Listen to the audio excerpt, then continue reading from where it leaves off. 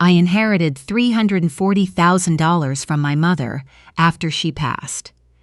When I went to the bank to access the account she had left me, the branch manager said 4 words I was not prepared for. That account is frozen. My name is Teresa Colby. I was 44 years old when my mother died, and I want to be honest about what that year looked like before any of the money became part of the story, because I think it matters. I worked as a medical billing coordinator for a mid-size orthopedic practice in Columbus, Ohio. I had been doing that work for 9 years, long enough that I could run eligibility checks in my sleep, and still noticed errors the newer staff missed. I rented a 2-bedroom apartment on the north side of the city, drove a 2016 Honda Civic.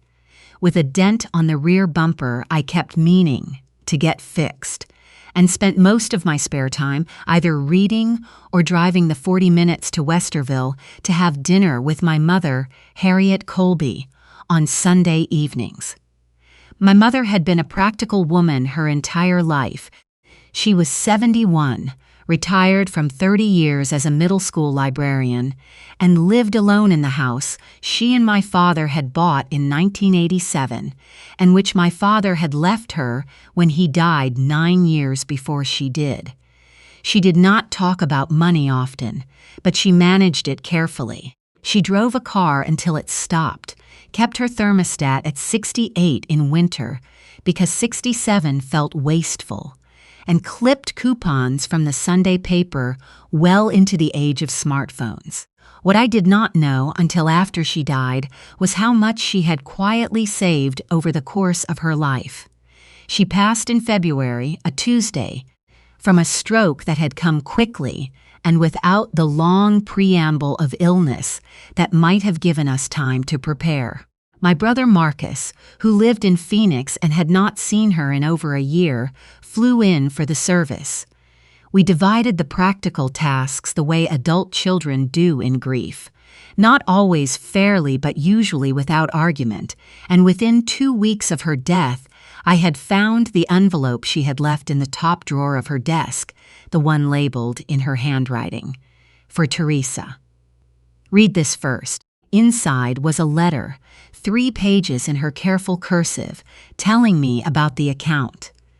She had been adding to it for 22 years, portions of her salary, her pension, the proceeds from refinancing the house at a lower rate 1 year when the numbers worked out. She had opened a dedicated savings account at a community bank not far from her house, one she had chosen specifically because it was small and local, and the same branch manager had worked there for most of that time. She named me the sole beneficiary on the account when she opened it. She wrote in the letter that she had always planned to tell me about it when the time was right, but the time had never felt exactly right, and then she ran out of time. The balance, as of the last statement she had tucked behind the letter, was $342,000. I sat on the edge of her bed for a long time after I read that letter. The particular silence of a house where someone has recently died is unlike any other kind of quiet. I was thinking about her working that counter for 30 years, about her clipping coupons, about every Sunday dinner where she had said, without ever elaborating, that she wanted to make sure I would be okay. I did not tell Marcus right away, not because I was hiding anything, but because the letter had been addressed to me, and I needed a few days to understand what I was holding before I said it out loud to anyone else. The first thing I did was photograph every page of the letter and the bank statement. I emailed them to myself and saved copies to my cloud storage. I am a medical billing coordinator. I live in a world of documentation, and I had learned a long time ago that the paperwork matters more than the conversation. I went to the bank on a Thursday morning, 2.5 weeks after my mother's death. I had brought everything I could think of: the death certificate, my government-issued ID, the letter in her handwriting, the most recent bank statement, and a copy of the account's beneficiary designation form I had found in the same envelope. I had called ahead and confirmed what documents would be needed to access a beneficiary account. The woman on the phone had been pleasant and efficient and told me it was a straightforward process. I want to be clear about what I walked into that morning, because I think the ordinary quality of it matters. It was a small branch, the kind with a rack of mortgage brochures near the door and a bowl of hard candy on the teller counter. There were 2 tellers working, and a man sitting at a desk behind a low partition. He stood up when I came in, introduced himself as Derek Soule, branch manager, and asked how he could help me. I explained the situation. My mother had passed. I was the named beneficiary on her account. I had brought documentation. I just needed to know the process for transferring the substance. Derek Soule was maybe 40, trim, with the particular kind of careful friendliness that people in customer-facing positions sometimes use when they are not yet sure what a conversation is going to require of them. He took my documents, excused himself, and spent several minutes at his computer. Then he came back and sat down across from me, and his expression had changed into something I could not immediately read.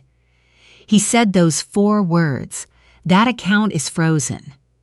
I asked him to explain what that meant.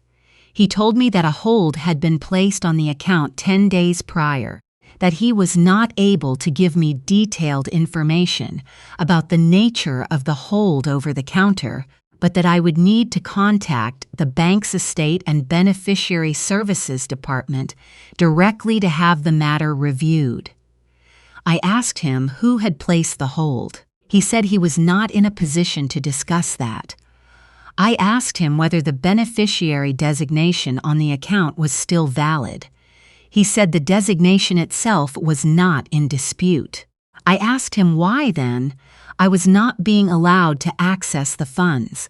He said again that I would need to contact the estate and beneficiary services department.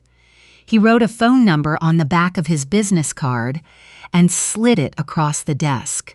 I took the card. I sat there for a moment, looking at it, with the specific stillness of someone who is keeping herself very calm, because she already suspects that calm is going to be more useful than the alternative. I thanked him, which I still find strange in retrospect, and I left. I sat in my car in the parking lot for about 10 minutes before I drove anywhere, not because I was composing myself, though I suppose I was doing that too, but because I was trying to think clearly before I let myself react. The freeze had been placed 10 days ago. My mother had died 17 days ago. The account had been frozen within a week of her death before I had even contacted the bank. That timing felt wrong in a way I could not yet name but could not ignore. I called the number on the card when I got home. I was on hold for 11 minutes before someone answered. The man who picked up gave his name as Mr. Garrison and said he was with Beneficiary Dispute Resolution. He had the careful, scripted tone of someone reading from a protocol. He told me there had been a competing claim filed against the account. A secondary beneficiary designation, he said, had been submitted for review. I told him that was impossible. My mother had named me as the sole beneficiary when she opened the account, and nothing in the materials she left me suggested she had ever changed that. He said the claim was under review, and he was not able to share further details about the competing designation at this time. He told me I would receive a written notice within 10 business days. He told me not to contact the branch directly again while the review was pending. When I asked him to confirm who had filed the competing claim, he told me he could not disclose that information. I was 44 years old and I had spent 9 years working with insurance adjusters, and I recognized of what I was hearing.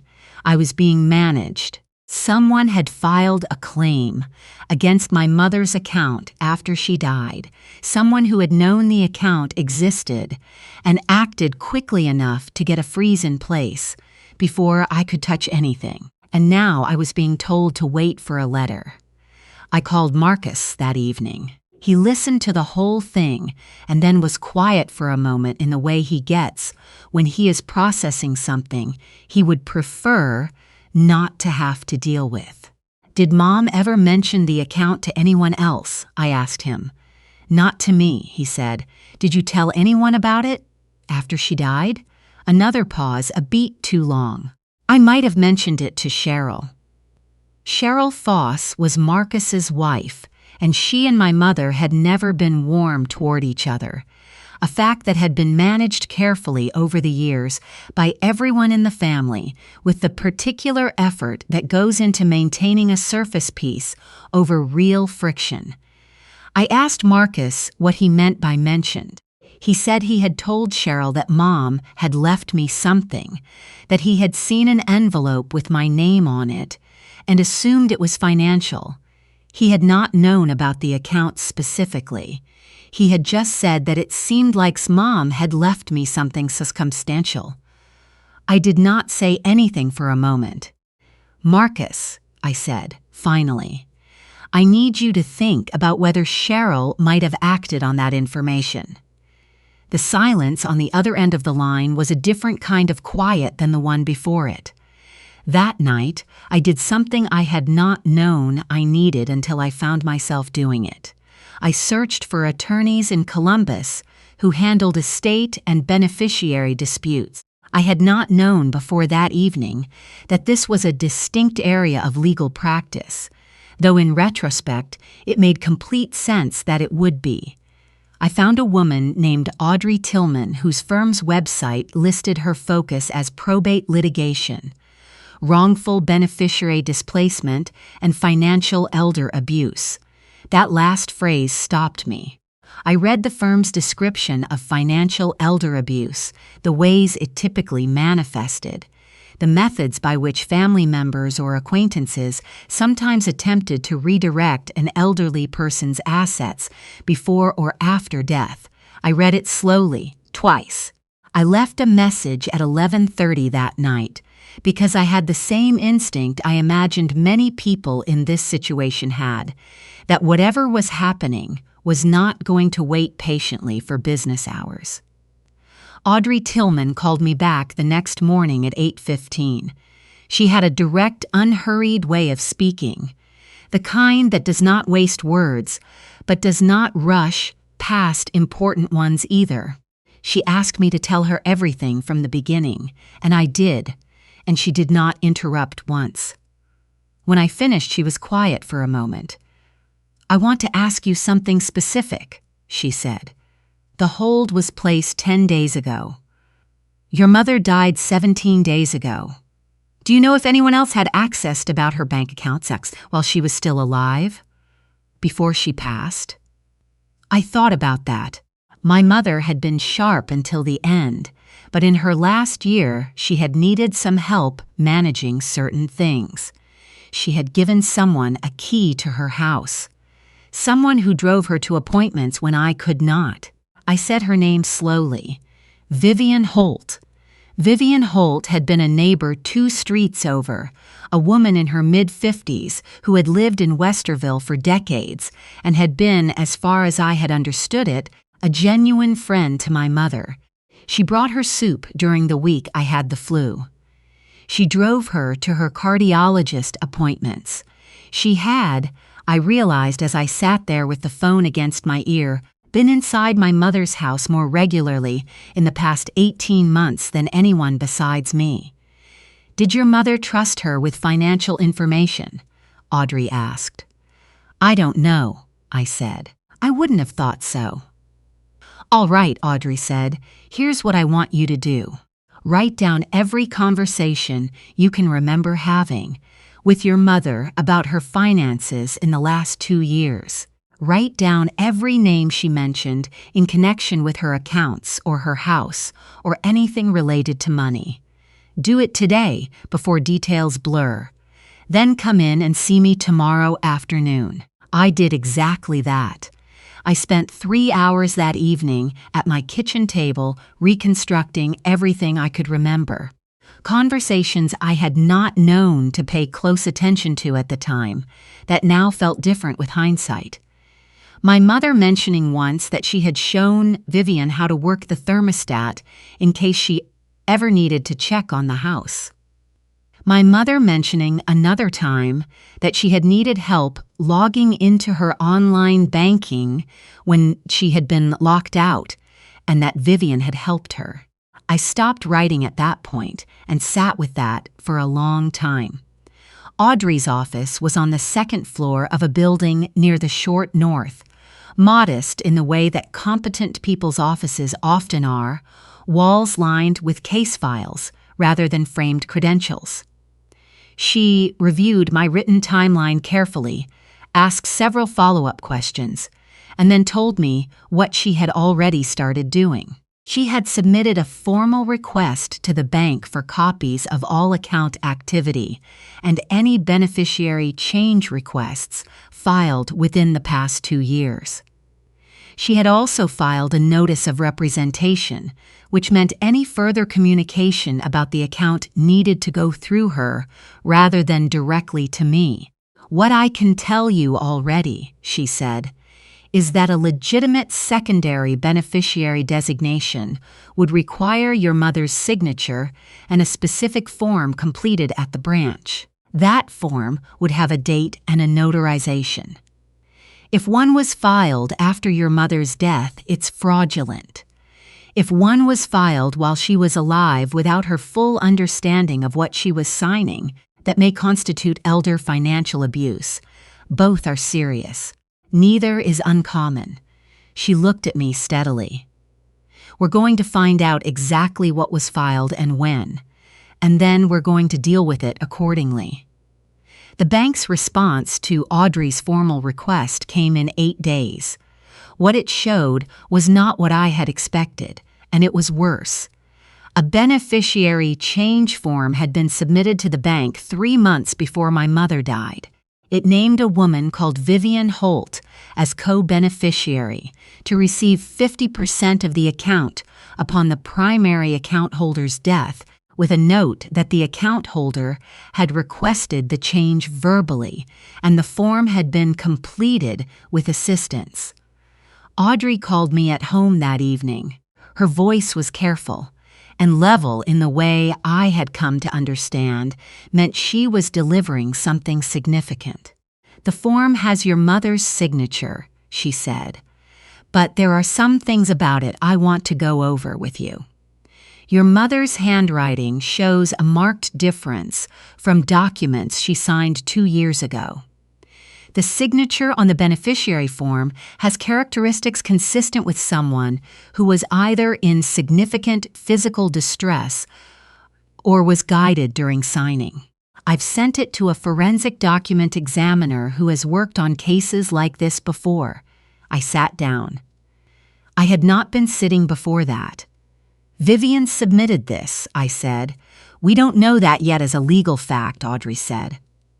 "What we know is that a form was submitted naming her as a co-beneficiary, that the form indicates it was completed with assistance, and that the signature shows anomalies worth examining. I'm going to subpoena the bank's surveillance footage from the date the form was submitted, along with any internal notes about the transaction." "Did anyone at the bank flag this?" I asked. "That," Audrey said, "is actually something the bank is going to have to answer for themselves." I did not sleep well that night. I lay in my apartment thinking about my mother at her cardiologist's appointments, Vivian sitting with her in the waiting room. I thought about how much my mother had trusted her, about soup and thermostat codes and help logging into a banking website. I called my brother the next morning and told him everything. He was quiet for longer than usual. "I didn't like Cheryl telling you about the money," he said. Finally, "I knew that was wrong, but this is something completely different. I know, I said. What do you need from me? Right now, just don't tell Cheryl anything else. There was a pause. Yeah, he said, I know. 3 days later, Vivian Holt called me. I did not recognize the number, so I answered. She identified herself warmly, the same tone I had heard 100 times across my mother's kitchen table, and said she wanted to reach out because she had heard from the bank that there was some confusion about Harriet's account, and she just wanted to say that she hoped it would all be resolved smoothly for everyone involved. I understood immediately what that call was. Vivian, I said, I'm going to be straightforward with you. There is a legal process underway. I'm represented by an attorney. Any communication about this matter needs to go through her. There was a brief pause.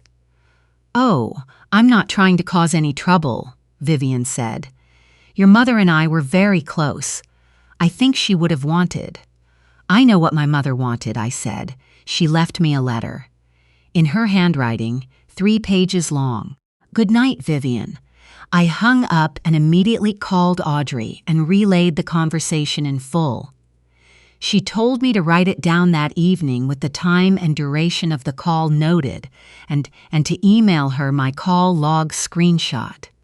She called you because she's testing whether this can be resolved informally, Audrey said, without a legal proceeding. That tells us something about how confident she actually is in the legitimacy of what she submitted. The forensic document examiner's report came 2 weeks later. I was at work when Audrey called, and I stepped into an empty exam room to take the call.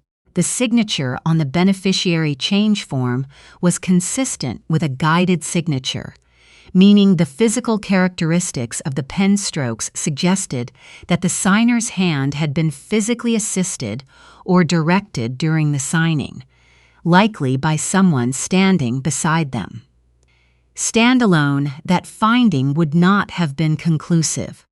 But the bank's surveillance footage, which Audrey's subpoena had secured, showed my mother at the branch on the date in question, accompanied by Vivian Holt. The footage showed my mother seated at a teller window. It showed Vivian standing beside her, leaning over the counter. The teller who had processed the form, a man who no longer worked at that branch, had noted in the transaction record that the customer had seemed uncertain, but that the companion had confirmed the customer's intent. I stood in that exam room for a long moment after Audrey finished telling me what they had found. The particular quality of that silence was different from the one in my mother's house after she died. That one had been sad. This one was something colder. What happens now? I asked. I'm filing a formal complaint with the Ohio Division of Financial Institutions and referring the matter to the Franklin County Prosecutor's Office, Audrey said. What we have is sufficient to allege financial elder abuse under Ohio law, specifically the unauthorized or coerced alteration of a beneficiary designation by a caregiver or person in a position of trust. That carries both civil and criminal exposure. The bank also has some questions to answer about how this was processed. What about the freeze on the account? I'm filing an emergency motion with the probate court tomorrow morning to have the fraudulent designation invalidated and the freeze lifted pending that proceeding. Given what the forensic examiner and the surveillance footage show, I do not expect significant resistance. She was right that the motion was not seriously contested. The bank's own legal department, once presented with the forensic report and the footage, declined to defend the original freeze. The competing beneficiary designation was formally invalidated by the probate court 21 days after Audrey filed. What I had not expected was a phone call the evening before the hearing from a woman who introduced herself as Vivian's daughter. She spoke quickly and quietly, the way people do when they have been asked to make a call they are not entirely comfortable with. She said her mother was not a bad person, that she had genuinely cared about Harriet, that she had struggled financially for years and had made a terrible decision under pressure, and that she hoped I might find a way to not pursue it further now that the account was being returned to me. I told her what I told Curtis Dunlap's family friend in a story I had never heard, but somehow already understood in my bones, that I was not in a position to advocate for or against what the prosecutor's office chose to do, that my mother had trusted Vivian with her home and her health for a year and a half, and that trust had been used against her, that I was not the right person to make that smaller. She did not push further. The call was short. I told Audrey the next morning, and she said, without much surprise, that it had been worth trying from Vivian's perspective, and that it would not affect the proceedings. Vivian Holt was charged 6 weeks later under Ohio's elder abuse statutes with financial exploitation of an elderly or disabled adult, a first-degree misdemeanor elevated to a felony, given the dollar amount involved and the documented evidence of coercion. The teller who had processed the form without adequately flagging the customer's apparent uncertainty was the subject of a separate internal review by the bank, which resulted in a formal reprimand and updated training protocols across their Ohio branches. A fact director of Consumer Affairs, Gerald Metz, mentioned to Audrey, with the specific tone of someone who understood the institutional failure that had nearly made all of this impossible to correct.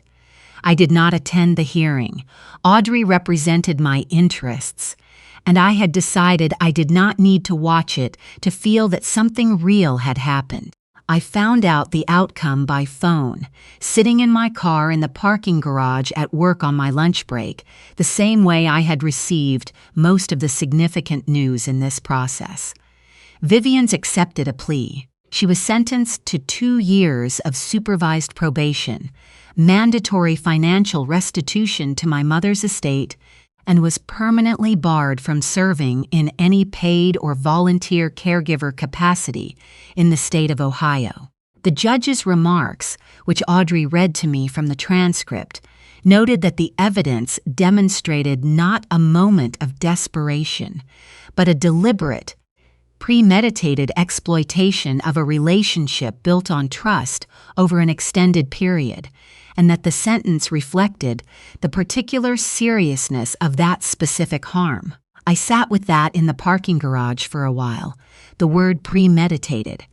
Not a moment of panic, not a terrible decision under pressure, the way Vivian's daughter had framed it. Something that had been thought through, something that had required knowing the account existed, knowing which bank, knowing the right timing after the stroke warning signs began. I thought about how many times Vivian had sat at my mother's kitchen table, how many times I had thanked her for being there when I could not be. The account was released to me 12 days after the probate court order. The final balance, including interest accrued during the freeze, was $344,811. I sat in Audrey's office when she handed me the paperwork and felt something I had not quite expected. Not triumph, and not even relief exactly, but something closer to the particular exhaustion that comes after a long stretch of sustained vigilance, when you finally allow yourself to stop watching the door. Audrey had a recommendation ready, the same way I imagined she always did at this stage.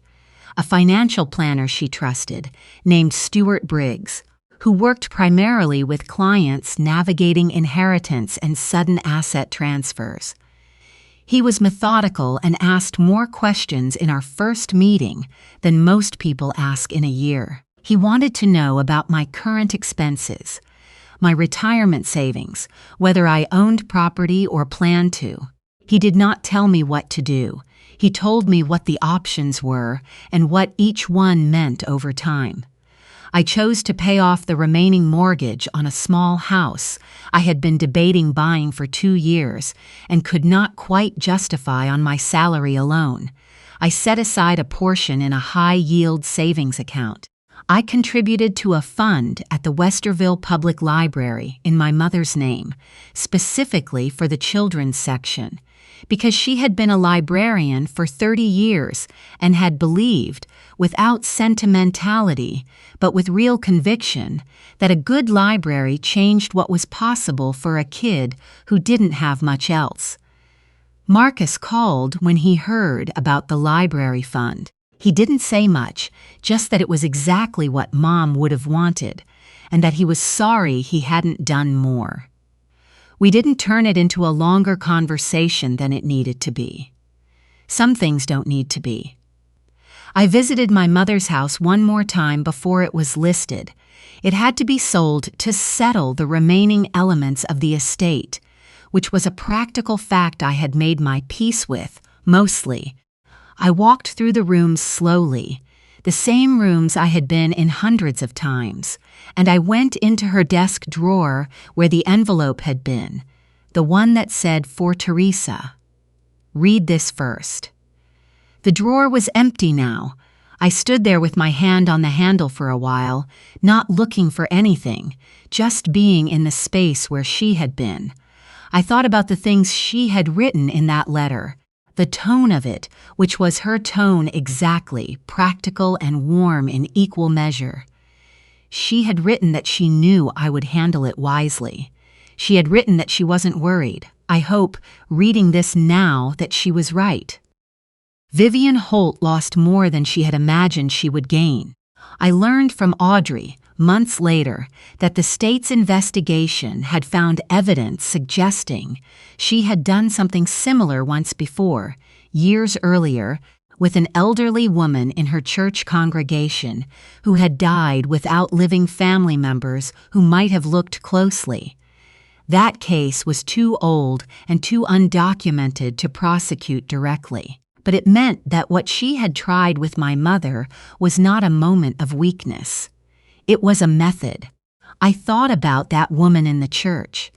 I thought about whether she had known, before she died, that something had gone wrong, or whether she had simply trusted and then been gone before the trust was used against her. That thought did not leave me easily. I asked Audrey if there was anything that could be done for that earlier case. She said, in practical terms, very little, but that the finding had been entered into the record and had influenced the sentencing guidelines the judge applied to Vivian's plea. It had not been nothing. It had just been the kind of something that doesn't fully feel like enough. 2 months after the account was released, I was having coffee on my front porch of the house I now owned outright when I got a call from a number I didn't recognize. I almost didn't answer. I've been cautious with unknown numbers since all of this. It was a woman, soft-voiced, who said she had gotten my name from a contact at the Ohio Division of Financial Institutions and that she hoped I didn't mind her reaching out. She said her mother had died the previous year, and there was money missing that she couldn't account for, and a neighbor who had been very close to her mother and who had moved very quickly after the death, and she didn't know where to start or whether what she was feeling was legitimate concern or just grief looking for somewhere to land. I told her to get a pen. I told her to photograph every document she could find before anything else. I told her to call an attorney who specialized in estate and beneficiary disputes before she contacted the bank directly. I told her to write down everything she could remember about her mother's financial conversations before the details blurred. I told her that grief and legitimate concern were not opposites. That one did not cancel the other out. She was quiet on the other end for a moment. Then she said thank you. I said, because I meant it and because I wished someone had said it to me at the beginning. You're not imagining it. Start with documentation. Everything else follows from that. My mother saved for 22 years in the particular, unglamorous way that people who grew up without money often do, quietly, without making it a story, because the point was not the story. The point was making sure that I would be okay. She could not have known that making sure I would be okay would require more than just the money. It would require everything she had also taught me, without teaching it explicitly, about how to sit with something frightening and not let the fear make the decisions. I was not ready for what that account cost me before I received it. But I was ready, it turned out, in all the ways that mattered.